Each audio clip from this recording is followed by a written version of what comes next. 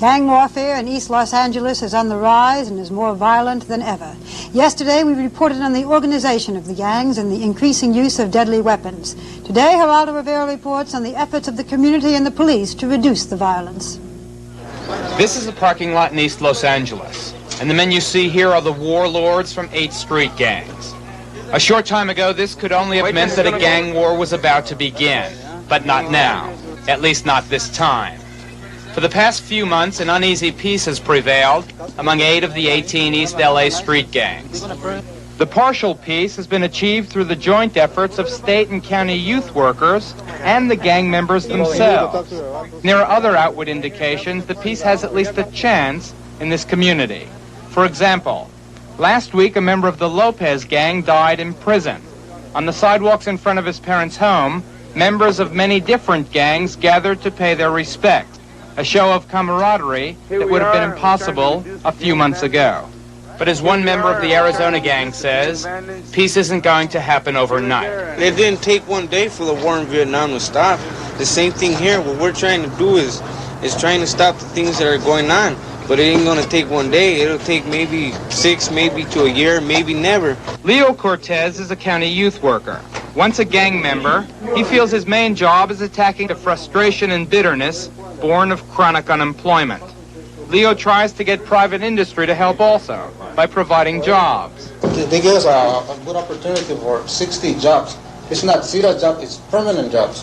Driver's license and date of birth, that's for our insurance. Later that evening at a neighborhood church, gang members apply for the available jobs. $150 a week picking up stray shopping carts. Unemployment isn't the only problem.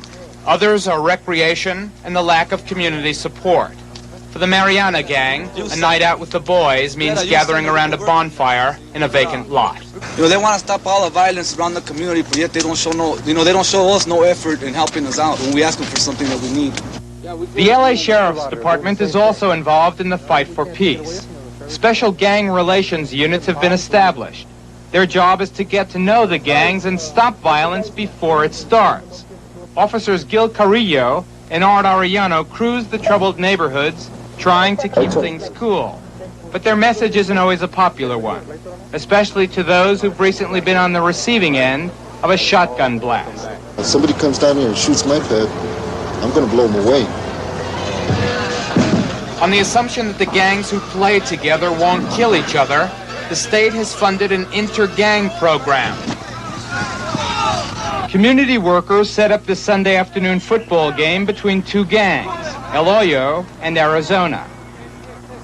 The idea is to give the gang members an outlet for their frustrations.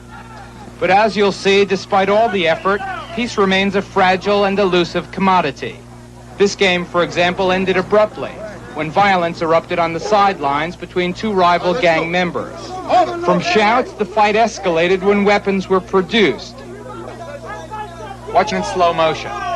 The knife is smashed from the hand of one of the combatants by a rival wielding a baseball bat. Fortunately, this didn't become a full-scale gang war. It ended when blood was drawn.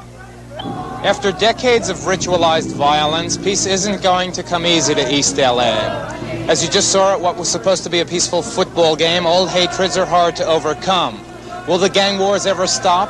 Probably no, not completely. But despite the setbacks, the cops, the community workers, and the gang members themselves are trying to make peace. And that's what's important. I'm Geraldo Rivera, ABC News, East Los Angeles.